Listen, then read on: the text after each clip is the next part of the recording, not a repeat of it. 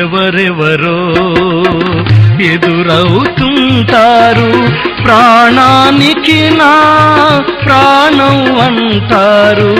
ఎవరెవరో ఎదురవుతుంటారు, ప్రాణానికి నా ప్రాణం అంటారు.